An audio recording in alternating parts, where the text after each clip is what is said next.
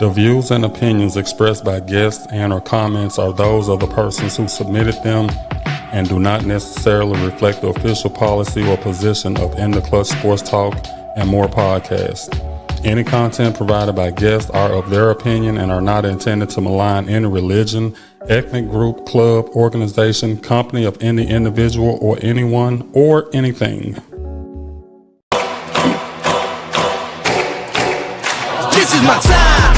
I'm on the rise. Can't hold me down. I'm too fly. This is my time.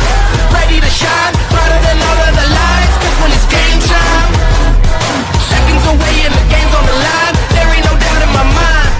Beating the buzzer like this is my time. This is my moment. Welcome back to In the Clutch Sports Talk and More podcast. I am your host, D. Early. I am joined by my best friend, good friend, Coach Clear. I think we're having technical difficulties. All right, there we go. We're back. Coach Clear, you there? We back. Man, you had me worried, man. Look, we back. We doing our first show on the University of Memphis Tigers. And I'm real excited about this. There's been a lot of talk going on over the summer about the team. And I just wanted us to hit on it very briefly and get this season started off right.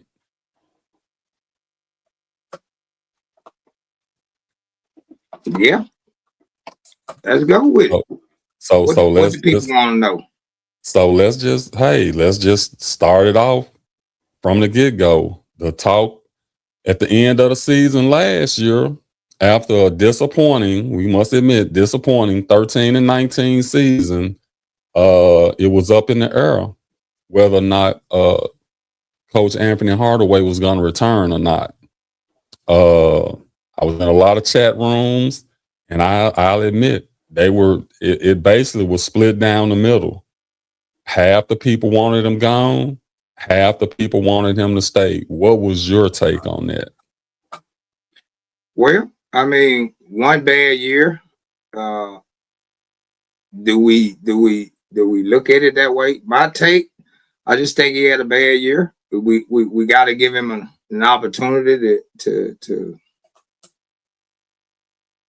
do it again, so to speak.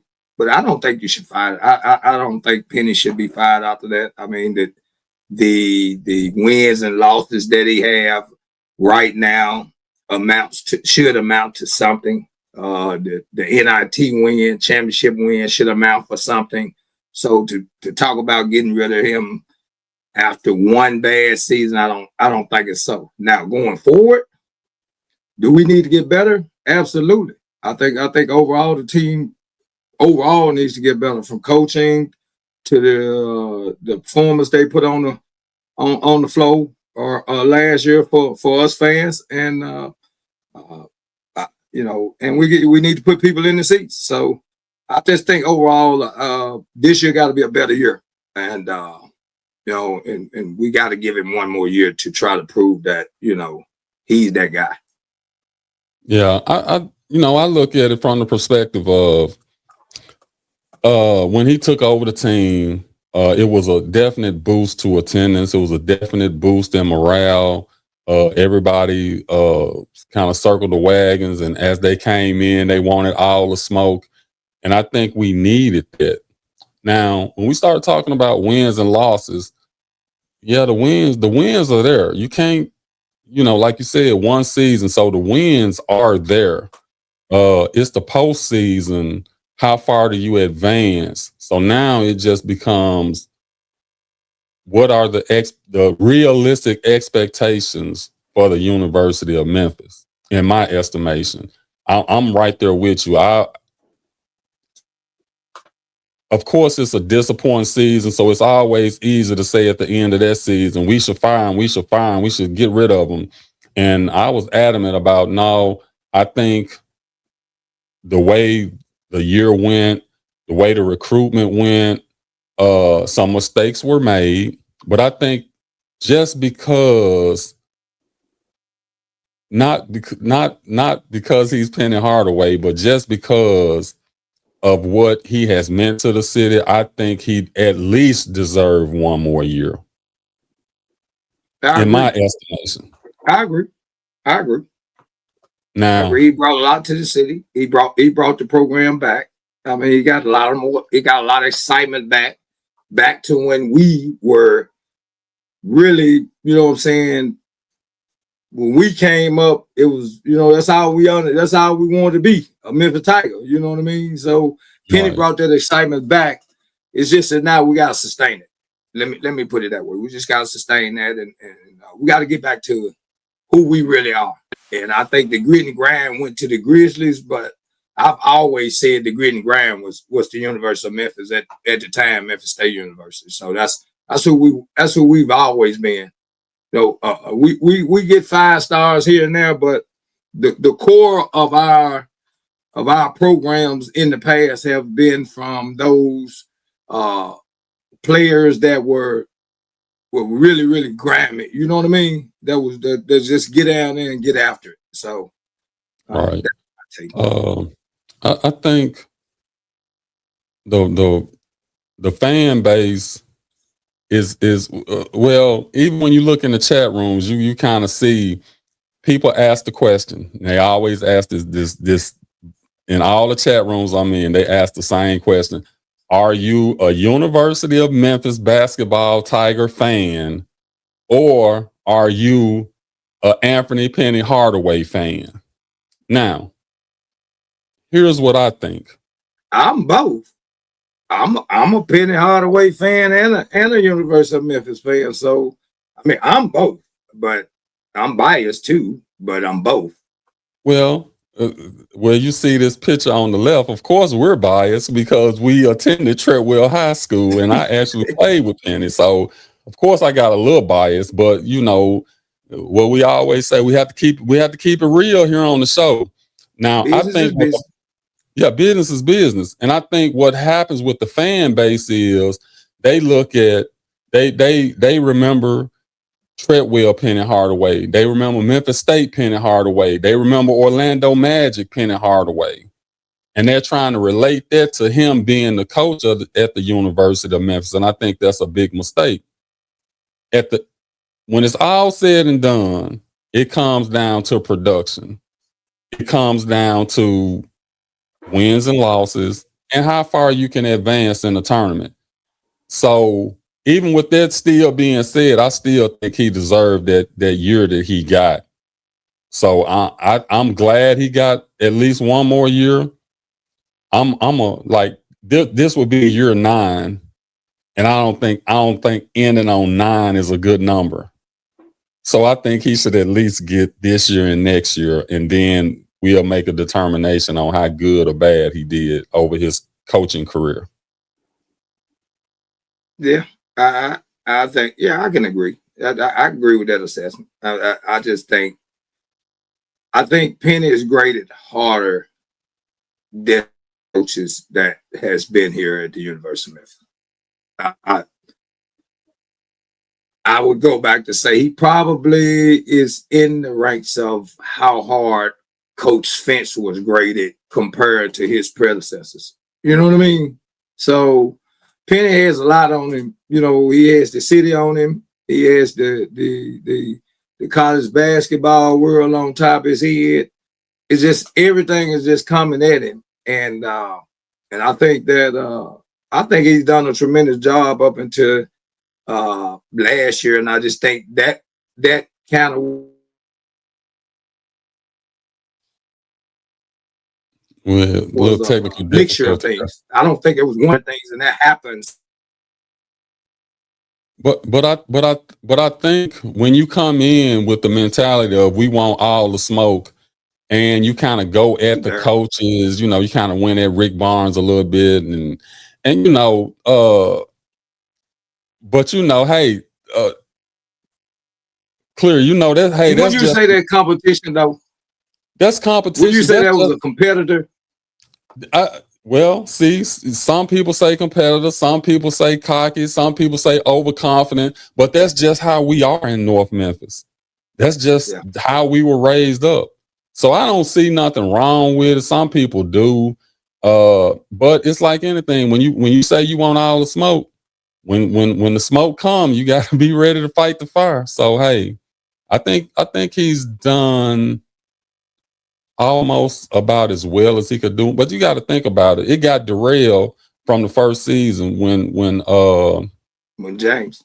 when James Wiseman, when that kind of set us back a little bit. But that was 9 years ago, 8 years ago. So we can't be still crying over that spilled milk. We have to keep it moving forward. So we know he's here for this year, so we just gonna roll with it and see where that ends up taking us. And moving right along. Now I'm not all the way familiar with. Of course I know Tony Matlock. I know Matlock. Played against him in high school. Kind of following his career. Kind of wish his son would have ended up coming to the University of Memphis, but it is what it is. What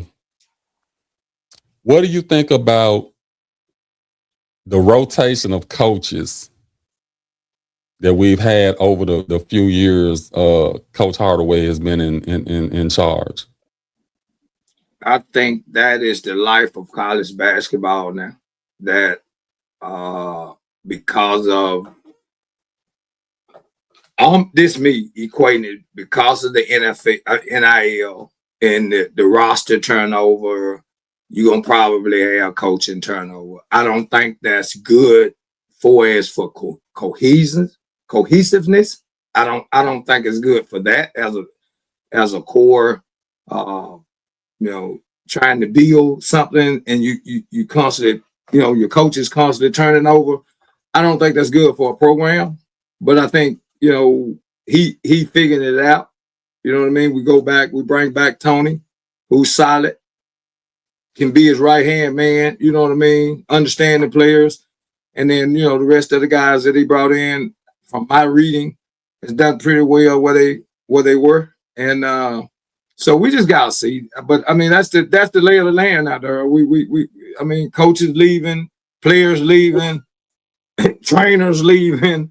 You know what I mean? So it don't matter. It's all about you know what I'm saying? What how much I can make, man. And if the office is on the table, everybody's gonna do what they gotta do, to feed their families. And to be honest with you, man, I really don't have a problem with it. I just think we just gotta adapt to it. Penny just gotta adapt to it and understand what he's up against and try to put something together to combat it.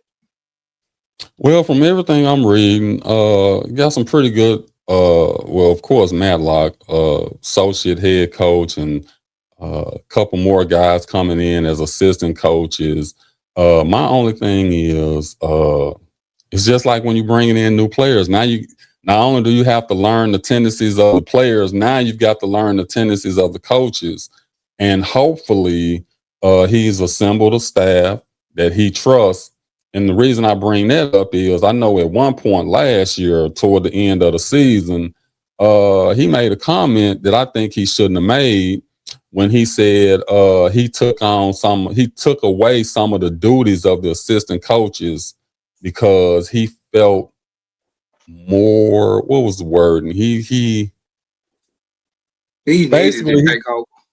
Yeah, he said he thought that the defense, it made him feel more involved with helping out with the defense, and they won that particular game. But then they came back the next game. I think they lost.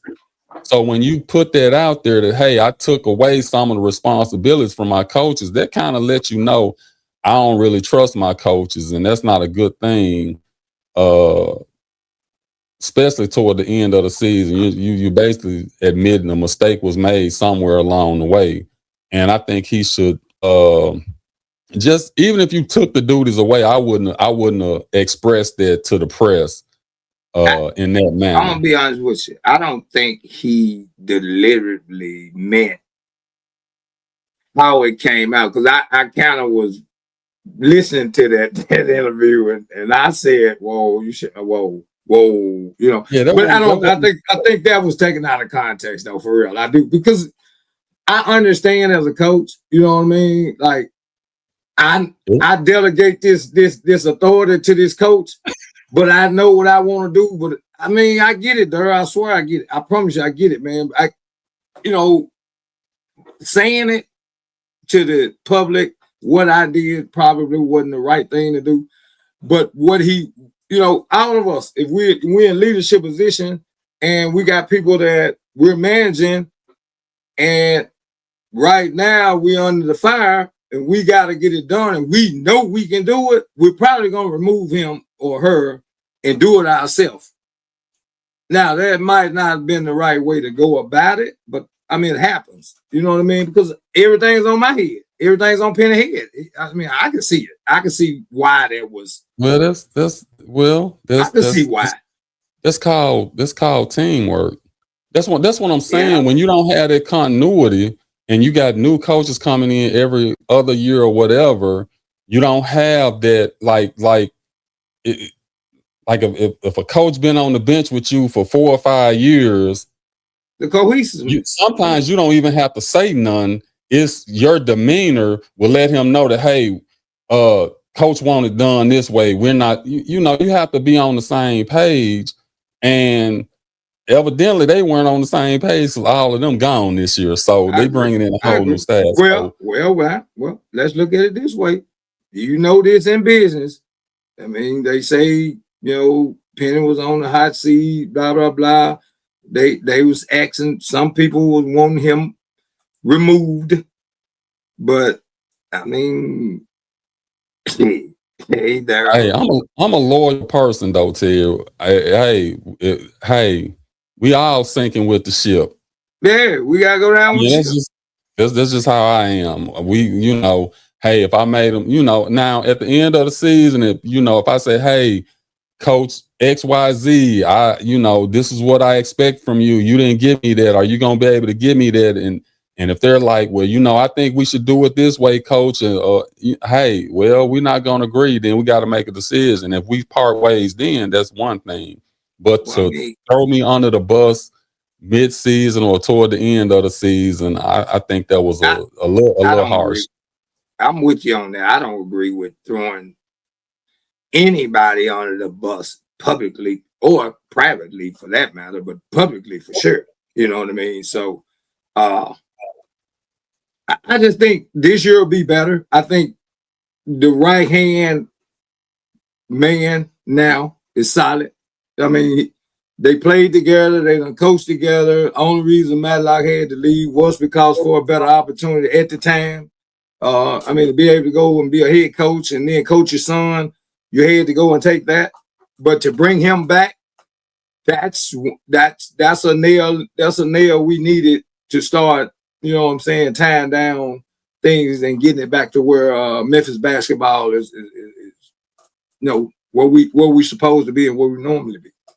So right. I think that was a good hire. And then he'll be able to, I think, corral the other three and bring them along, bring all of them on the same page. So, I think that was a smart move to bring Matlock back.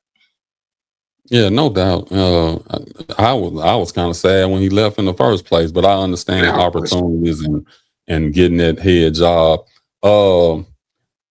And this year we're dealing with something totally new, and I'm not exactly 100% sure how this works.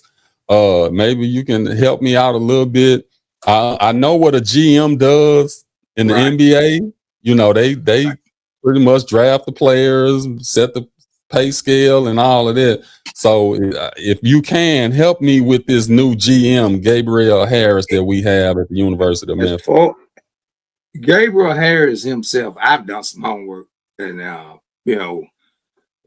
good friend of mine coaching, coaching on the support staff at Memphis was telling me about Gabriel. So he's a great dude. I mean, he knows what he's doing. Everybody over there is 100% in favor for him doing what he does. He's been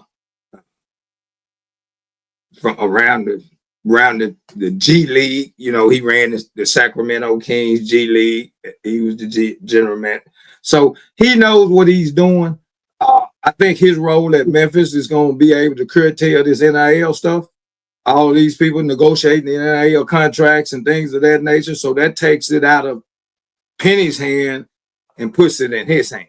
So Penny no longer has to deal with that side of maybe the recruitment, you want to call it. But that would probably be the main role of the GM and help building and constructing the team. You know what I'm saying? Helping with deciding on which players do we really want to bring in that fit what we're trying to do, not just bringing players in, but he's going to be instrumental in doing his due diligence when you're going out and recruit. I think you and I was doing it, trying to do our homework before the show when we was doing it. It's the same thing. He's going to go out and do his due diligence and see, where these young people stack up. And then according to that, I think from what I'm hearing is that's how the pay will be distributed along those lines or something of that magnitude. So, you said set cap coming in for freshmen, and then he negotiated everything else with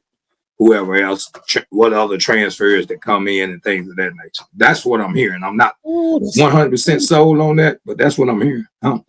Man, see, if that's not going to be an easy job. And the reason I'm saying absolutely not. Because now, see,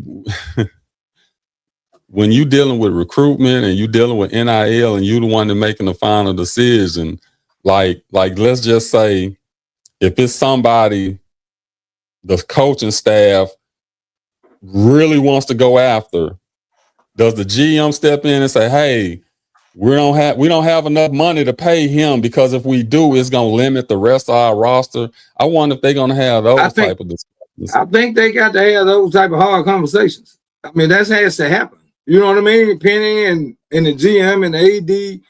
Yeah, you got to have them hard conversations. Everybody can't get paid.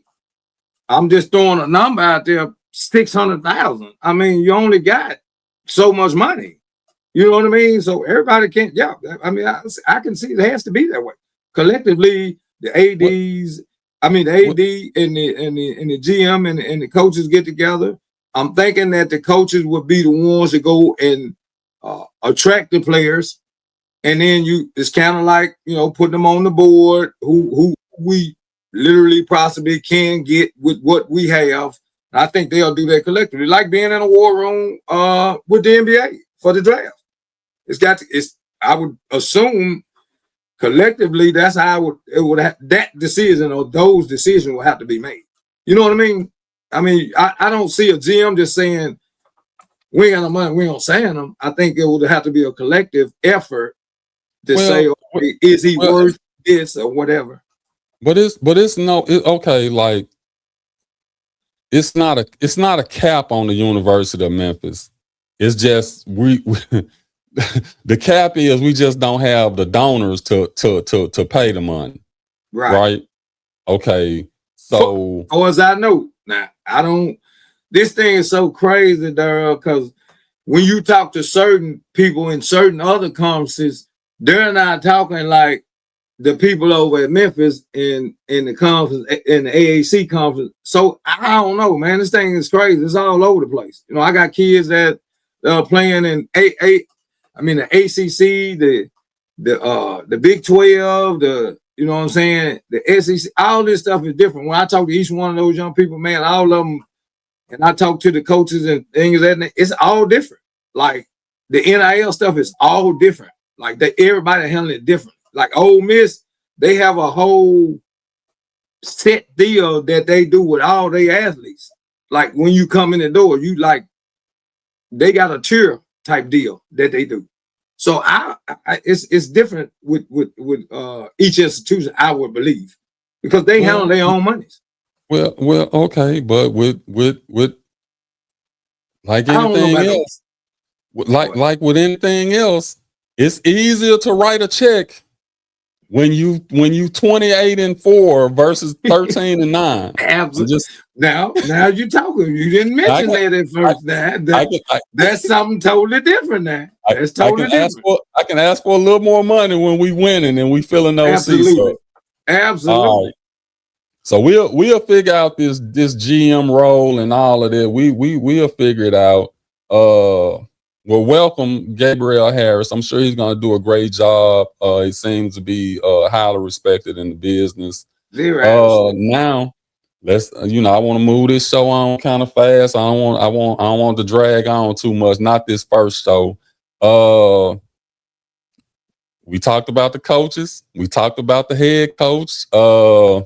Let's the GM. Let's jump on the players now. Let's take a quick look.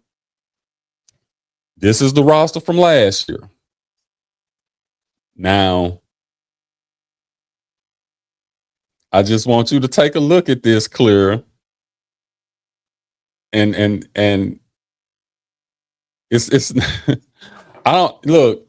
These young men have represented the University of Memphis, so I don't want to seem like we coming down hard on them, but it's not. It's no name just pops off the screen. As far as what? I mean, as far as like, okay, every year we always have we had James Wise. We knew he was the man. We had Jalen Durham. We knew he was the man. We had the other kid, Precious Achua. We had David Jones. We had PJ Haggerty. We knew who they were. It's not really anybody on. It's individuals on this list that had good games at some point, but it was not anybody. It's not anyone. And I'm not trying to disparage any of these kids. But it's not a name on here that just stands out and you say, hey, okay, this was our go-to guy. Oh, absolutely not. I've been saying that all season. We didn't have a go-to guy. We didn't have in the critical moments of games, we didn't have that player that you run something for and they can create and get their own, or you can create something for them and they still can, can score the bucket. We didn't have that player. They said Doug was it, but I never saw it. I thought he was going to be a little better. I thought Doug was going to do better than what. A lot of people thought Doug was going to come in and be kind of take over from what's the little guard previously, Kendrick Davis. Yeah. They was kind of referencing Doug to him, but it didn't pan out that way. I thought Aaron Bradshaw could have been that guy, but he never got in shape, and I think he had a lot of issues off the court from what I was hearing. He had some issues off the court. So no, it's not on anyone on there that I would say, man, even that we should have, man, we had to keep. I don't think we had any of those players on this roster from last year that we had to keep for this year. Well, from these 14 names, only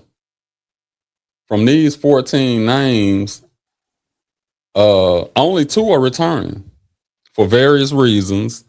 I really thought Aaron Bradshaw was going to come back. So not having him to come back, it was somewhat of a shock. And a lot of people ain't going to agree with this. I would have liked to see Curtis Givens III to come back. I see some potential in him. I don't think they really tapped into him. Again, he's probably not like the most athletic, but I saw some. It was a little something I saw in him that I think he could have helped the team, and he would have brought at least some type of leadership. But I'm glad Julius Stafford came back, and I'm glad William Warden came back.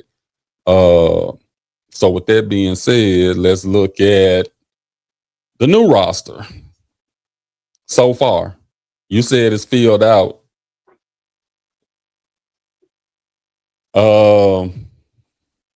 Okay. From what I've seen, based on numbers, and I'm just going by numbers, it looks like the Tyleik Weeks, he might be the go-to person. He averaged 19 points last year. Now we got some shooters. We did pick up that. We got some shooters, but and it goes back to, and I you know, I don't want to criticize Coach Hardaway's plan or offense or defense or however he does anything, but it was on several occasions where I'm looking at it, just the offense doesn't look fluid. And when I say fluid, I mean, okay, are you getting your shooters up? Like people bash Ashton and all of that, you know, and they say, well, he only got playing time because he's the coach's son and he this. He's actually a good shooter, but he can't create his own shot. So I didn't see enough opportunities for him where you ran set plays to get him open, to get him in a rhythm to get his shot. And you might say, well, college game is different, whatever. You have to work with your players. I look at it differently. And you're right. You know, what you're saying is right. I think structure is everything. I think a lot of coaches, I've seen this, and I've talked to high school coaches about this. A lot of coaches have systems or the way they coach, and instead of them fitting what they do to the type of talent that they have, they try to make the talent fit what it is that I do. You know what I mean? Like if I'm running pro sets, you know, I'm gonna make these guys. I don't think Ashton Hardaway running pro sets was good for him. He can't come off the dribble with it. You know what I mean?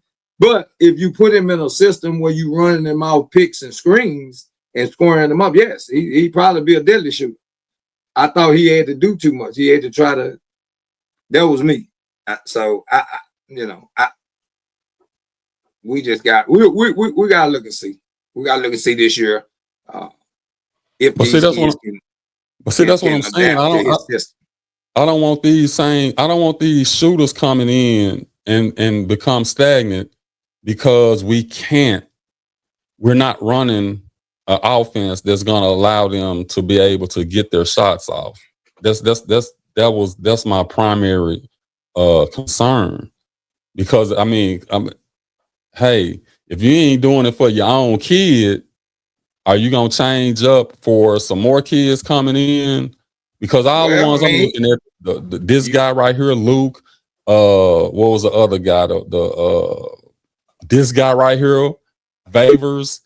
Right, they're knockdown jump shooters, but from all of the clippings I've seen, they're not creating on their own. Knockdown shooter when he developed. Yeah, you're right. He'll be a knockdown shooter. I watched this kid. He's gonna be a knockdown shooter when he develops. So well, then it but I mean, I would assume this too, Daryl. I would assume that if those are the type of players that I'm bringing in, I have to change what I'm doing. I mean, I can't see running the same thing for a less athletic team. I think the team last year probably was more athletic than this team gonna be. I don't know. Hadn't seen a lot of them, just based off the makeup and what I've read and what little clips I've seen of several of them. You know, I don't know. I don't think it's. I think you're gonna have to change somewhat and getting those shooters off. Right. And I paused this clip right here because I wanted to do it because if I'm not mistaken, he has finally signed, because the press release said he's going to stick with Coach Hardaway and play for the University of Memphis this year, which is great. To me, I love the fact that we got a local kid, and we got some more local kids, Cello, whichever one it is, the Holloway kid. So we get. Memphis has always been an area school. We always get the best players in the area. Penny came from Treadwell. Elliot Perry came from Treadwell. Matlock, Melrose, Chris Garner, Treadwell. I mean, the the list of local talent. And we missed on some, but we got a lot. Ernest Smith, Big Six, Anthony Douglas, all those players, came, when we were playing in our era. So I think I said for the last 3 or 4 years, you brought in all your guys from East. Why you didn't keep that momentum going with the local talent and build? Because see the one thing about it, you can bring somebody in and they can learn to love the University of Memphis. Yeah. Or you can have people who already love the University of Memphis and all they ever wanted to do was play for the University of Memphis. For one, they might give you a hometown discount, and they definitely gonna play hard for the city. Agree. So, well, we've always won. If you look at the teams that has won, even in the Calipari era, just look at the team that has been winning at the university and look at it. The bulk of that team is going to come right here from Memphis. Even back when Dre and them in 85, we went to the Final Four with Dre and them. Look at their team. Dre, Baskerville, Keith Lee, West Memphis, you might well say Memphis. It's Memphis. Yeah. You know what I mean? Doom Haynes, Northside, Bobby Park, Grand Junction, it's right up the highway. So it's local. I'm just saying the bulk of our teams, even with Cal, you had Andre Allen, Jeremy Hunt, Willie Kemp right up the highway, Pierre Niles. You get what I'm saying? I'm with you on that. We've always won with just us because it's something about us. When we go and compete elsewhere, I tell people when I was coaching in the AAU circuit years ago, I used to tell people, man, this is weird. When we're at home, we don't get this type of respect because we're too busy beating up on each other. But when we get together and we travel, man, them people fear us. Everywhere we went, Vegas, LA, it didn't matter. Man, everywhere we went with that team that I had with Thad and all them, man, them folks feared us. They literally feared us. What's the big kid? I'll never forget, man, my very first game coaching against the Lopez, the big Lopez twins. Mm-hmm. Both of them in the league. You know what I mean? Brooke and what was it, Brooke Lopez? Brooke and Lopez. Yeah. When I first run up on them, man, whoa, man. But them folks feared us. I feared them because I'm like, man, we ain't got nobody to deal with them. Little did I know when we started playing, and then after the game, man, them folks feared them Memphis guys. You know, they respected Thad and them. They was, man, it's just crazy how they gravitate to us. So yeah, local talent has always led Memphis to where to where we need to be. And I think local talent can continue to do it. We got several local kids that has signed elsewhere to show that we got that type of talent. You know what I mean? Now, keeping them home, Coach Hardaway and them got to figure that out. But it's here. The talent is here. So we can't say that, man, we don't have the talent. We have it. You can't have guys coming out of Memphis going to UConn. You can't have guys going to Oklahoma State. You can't have guys going to Wichita State. You know, these guys in our backyard. So that lets us know that we have that kind of talent. But you know what we can do? What? We can bring them guys on the show. Yeah, we can, and we will. We can bring them guys on the show. and get their thought. But you know what? And you're right. We need to get their point of view and their thought process on if Memphis recruit them. I don't know. We hadn't talked about that. I don't know. But if Memphis recruit them, or if they didn't recruit them, did they want them to recruit? You know what I mean? I'm curious to ask those questions and let the fans hear that, because a lot of times these kids get beat up for going elsewhere. And a lot of times it don't even be the kids now. You know what I mean? Like, people ain't reaching out. And I've heard this. I haven't talked to Penny, but I have heard, I have sent messages to the recruiting coordinator or director about players. And man, I'm telling you, you really need to look at this cat. And And then I get word back, well, man, we gonna look at him. We sent somebody to look at him, but when I talk to the kid, man, nobody never talked to the kid. And then for the kid to end up where he is, to me, it's just heartbreaking to me because I think all these kids deserve opportunity. Well, let them turn it down. You know what I mean? Yeah, well, but they deserve opportunity to get recruited by the university. I think. That's just my opinion. Now, I'm not bashing nobody. I'm not saying Penn is wrong for the guys that he did get. But what I'm saying, we do have guys here that I think can play on that level and get us to where we need to be. And they right here in our backyard. Yeah, but sometimes, these kids need some adversity. And sometimes they take their chip that's on their shoulder because they didn't get recruited by the school they wanted to get recruited to, and they go to another school, and they probably end up doing better because now they're out to prove that, hey, especially if they go to the same conference and they playing against you, they look at it like, right. Yeah, I can't wait. I'm gonna circle the Memphis game. I'm gonna let them know, hey, you should have got me. But hey, sometimes it works out for the best. Sometimes it's not gonna be 100% hit for recruiting, and it's not going to be 100% picking the right school. So you just have to take all of that with a grain of salt. But I just feel like those kids here that really want to play for Memphis, at least get them a look. And if it's not a right fit for the University of Memphis, then I understand you have to move on. But we got one more topic, but I just wanted to say this right quick, and I paused this video right here. I love the fact that Mr. Smith is part of his son's life and probably has coached him most of his life, trained him and all of that. The one thing I'll say right now, I know he was a 2-time Mr. Basketball. I know he's a 2-time state winner. I just think let's lower our expectations of Fred Smith Jr. for right now. The kid's got a lot of pressure coming on him. And I don't want us to put him so high up that if he doesn't reach those expectations, we pull a chair from up under him and his confidence and everything else is shattered. And I know his dad is pushing him hard.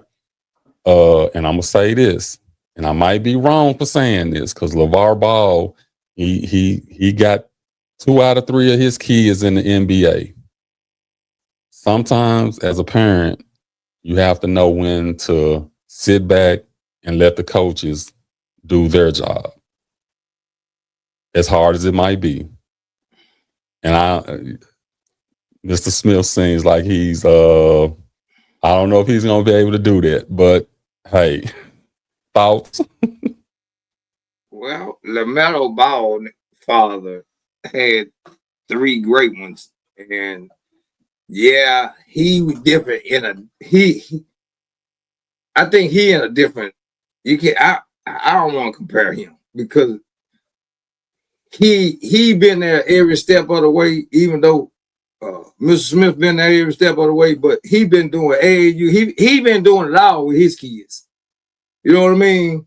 And this gentleman here, he focused on his kid and pretty much his kid only because I did it. I focused on mine. So I mean, I don't have no ill will towards him. I just think the kid needs to be able having parent a 5-star athlete. The toughest thing in the world to do is to keep adding pressure to that 5-star athlete. You know what I mean? Because when this kid just want to play ball, and whatever the factors are, why you holding out. I heard his money. I don't know.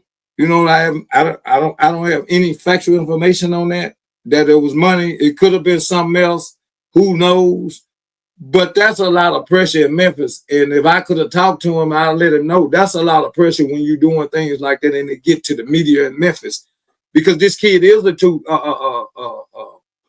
4-star athlete. This kid is a 2-time Mr. Basketball. This kid is there are gonna be high expectations on him. He's the 2-time player of the year. Come on. I mean, he's the number one player in his class in the state of Tennessee in private. I mean, what other expectations we gonna put on him? I get what you're saying, Daryl. Let's not have. No, we got to have high expectations for him. I mean, that comes with it. When Elliot Perry came out, what was the expectation? When Penny and them came out with those same type of accolades, what was the expectation? They were through the roof. We thought it was crazy that they were saying that. Hey, no, I don't know. You got to have high expectations for those type of kids. No. You got to have them. No. Why not? No. He is not Elliot Perry. He is not Penny Hardaway. He's a good player. I'm not. He's a good player. I'm talking accolades. I get where you're going. Well, you can have all the accolades you want. He's not either one of those players. No. Can he get there? Maybe. Can we'll see. I'm just saying I don't want to be the one to come on trying to knock this kid because I love kids and I want to see everybody do good. But I know how it goes when you put those high expectations on them, and when they don't get there, the same people who was putting them high expectations on him and saying, they're gonna tear you down. They'll be the first one to tear him down, and I don't want this kid to go through that. I don't know him personally. I don't know his dad. I don't know none of that, but I don't want to see this kid going through that. And if you put yourself out there, that's all I'm saying. If you put yourself out there like you all of that, then that expectation is gonna come with it. You can't hold out and everybody else is doing what they do and expect people not to have that type of mindset. I just can't see how you can't have that mindset. You got to have that mindset because what we holding out for? What we just say now. We just said it's a business. It's a business. It's a business. It's a dirty business at that. It's definitely a business. So holding out, asking for more money. That's just business. To me, if you're gonna do that, then you got to be able to take the expectation that come with it. Now, whether you reach them and end of that, I'm not saying. When I was talking about eating them, I was talking about the expectations they had on them. Not him being them, but the expectations when they signed that paperwork, what people were expecting from them. They just happened to be those players, and we knew they were those players. You just kind of know this kid is not that. I think he got to work a lot to get to where we you and I both know he got to be. But the expectation is gonna be there for that kid. I don't want it to be there, but they gonna be there. So he better get ready and just put his big boy pants on this road. This is the only person that I really have high expectations for this year. I think this could be a year for him to come out, to blossom, and to be the type of leader. You ask who's gonna be the leader. He could definitely be the leader of this team. Not saying he's gonna be the leading scorer, none of that, but I think the DeAndre Williams type of role, I think he could take that on. But we'll see. We talking right now. We don't know. When the season come, we'll find out. And we'll go from there. Either we'll be praising the Coach Hardaway and the rest of the coaching staff and the team, or we'll be bashing them, saying, "Hey, they should have got rid of them last year." And we're not going to be doing that, but it's going to be done. But we're not. No, not us. Not we us. We going down with the ship. So, but yeah, we're gonna go down to the ship, and if we ever get Coach Hardaway on the show, you know what I'm gonna ask him about. I still ain't got over that comment. Hey man, Darren, we all Eagles for life. We Eagles for life. We Eagles for Eagle life. for life. We're gonna bring the other one on and let him talk about the coach. Let's get his opinion. Then we'll try to get him on. Well, he said whenever we read, I just wanted us to get a few shows on our belt, and then we'll bring Elliot Perry on. He already told me on. He already agreed. He said just let him know when, and he'll definitely be there. So that's definitely going to be something coming up. The last thing I want to talk about, and we ain't gonna talk about, we gonna hit it and go. I saw somewhere in the media where it was talking about the plan for improving attendance this year. And we all know what's that about, Clear. That's all about money. That was one of the reasons why they brought Coach Hardaway in, because they knew he would be able to fill the seats up, the anticipation, everything. And he did it. He did it. He turned it around from the end of the Tubby Smith era to the first season. He did all of it. The recruitment, the bringing everybody in. So now we know how Memphis fans are. We fair weather fans. If you winning, we behind you. You Clear, you know it. If you winning, they behind you. If you losing, they ain't coming to the game to see you lose.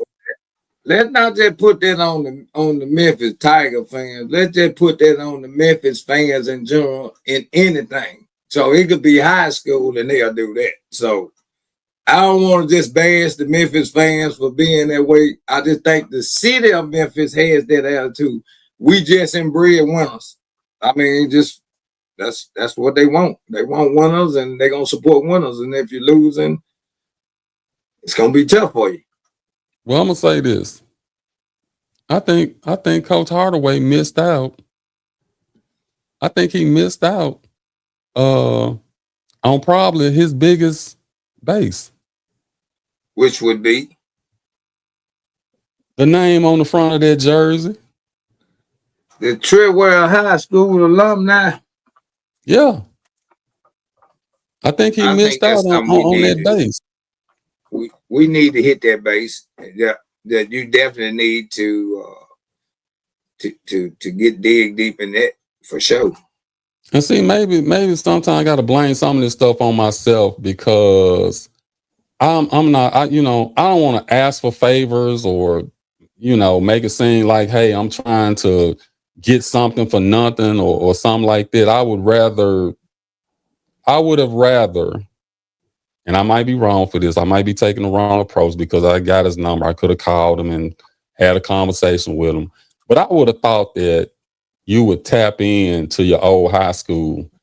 Clear, we got a lot of famous people, a lot of important people in the city that graduated from the University of Memphis. And if we could have pulled all that together, that I'm sure we could have, I ain't gonna say I don't think it's too late. Up.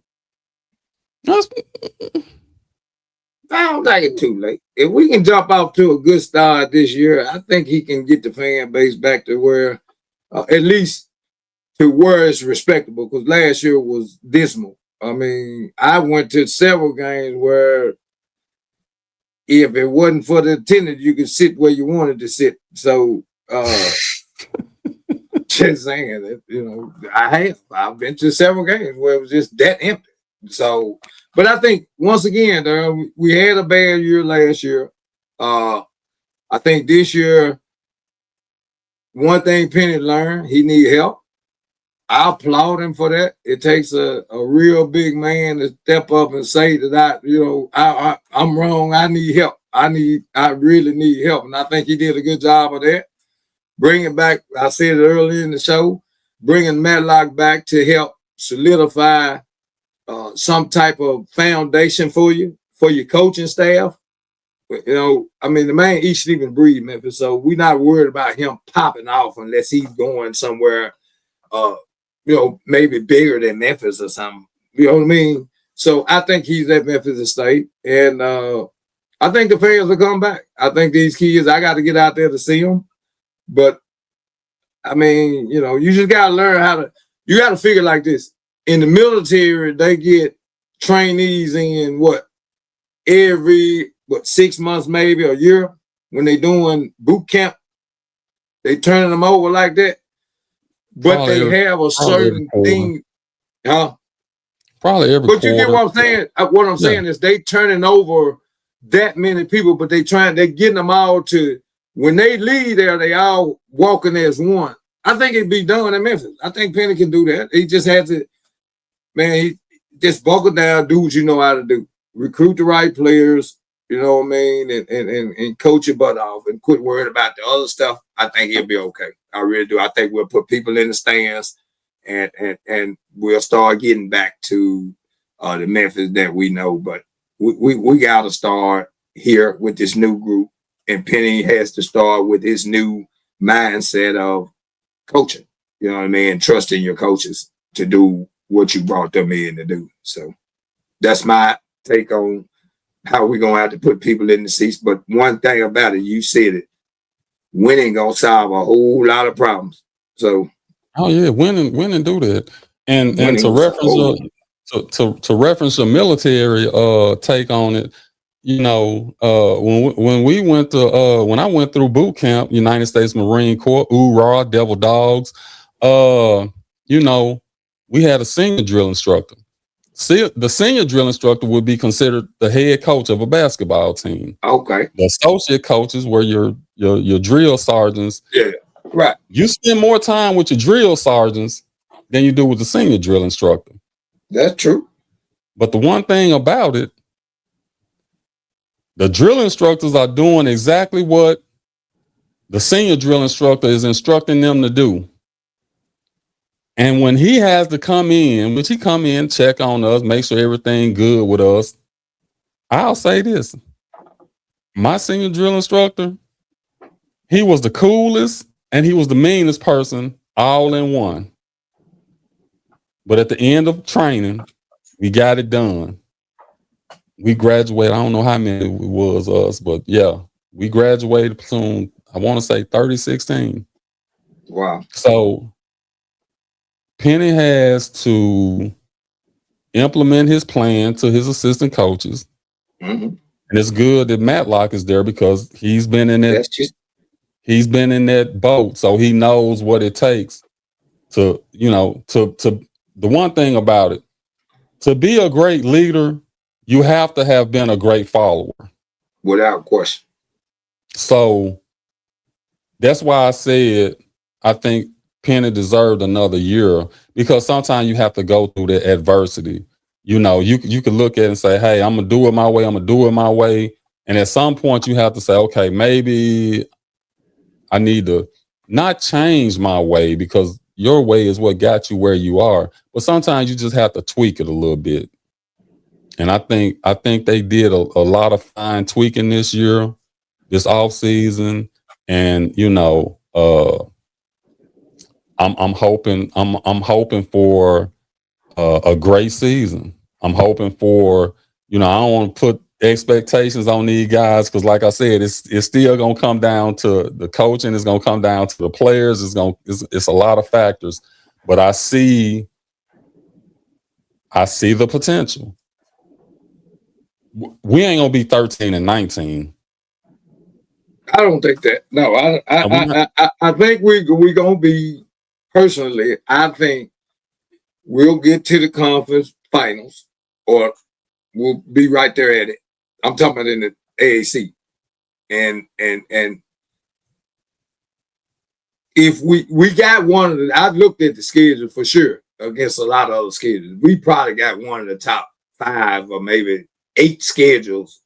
What's called schedule, preseason schedules, man, in the country than anybody. So if we can steal a few of those, and do what we supposed to do in the league, I think we should make a run to the top of the AAC, and I think we got a good shot at getting into the tournament.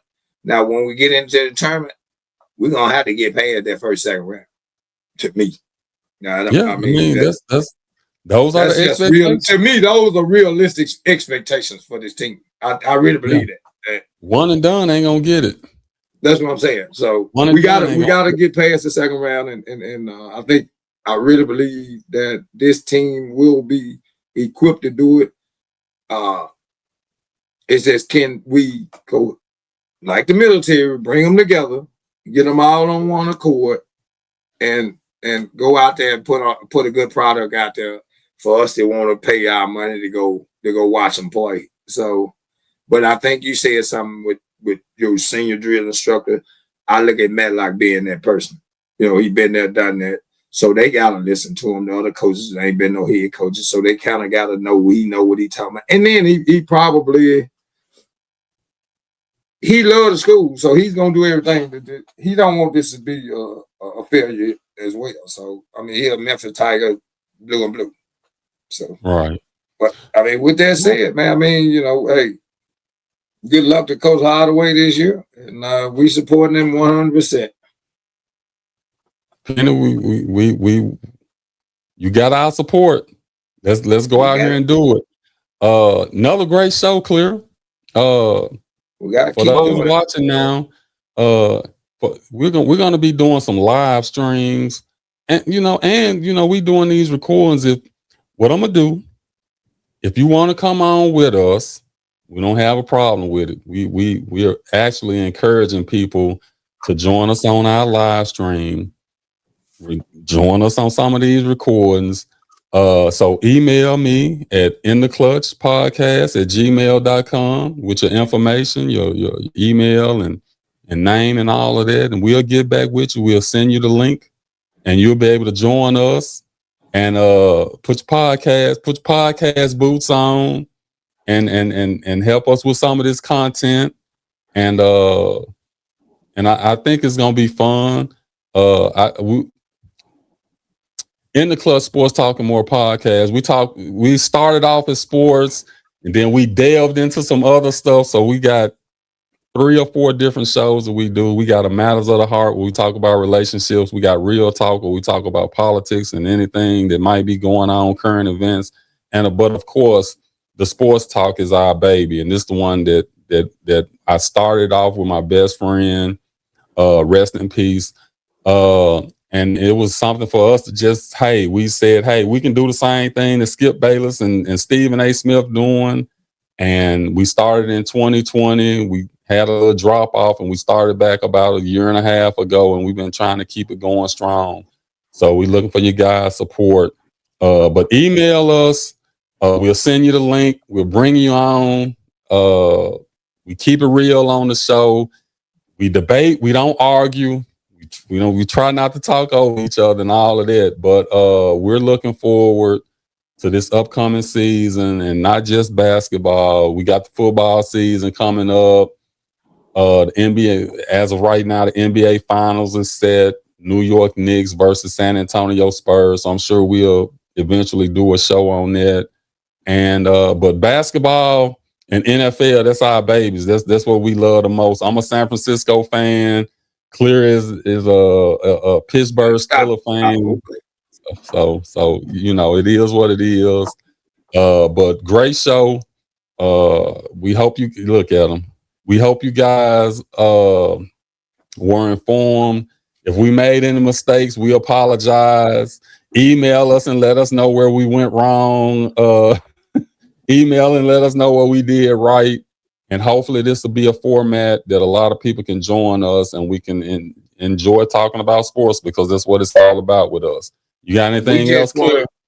We just want to keep it real on here. We just want to keep it real. We're going to make mistakes. We're not scripting anything or anything of that nature.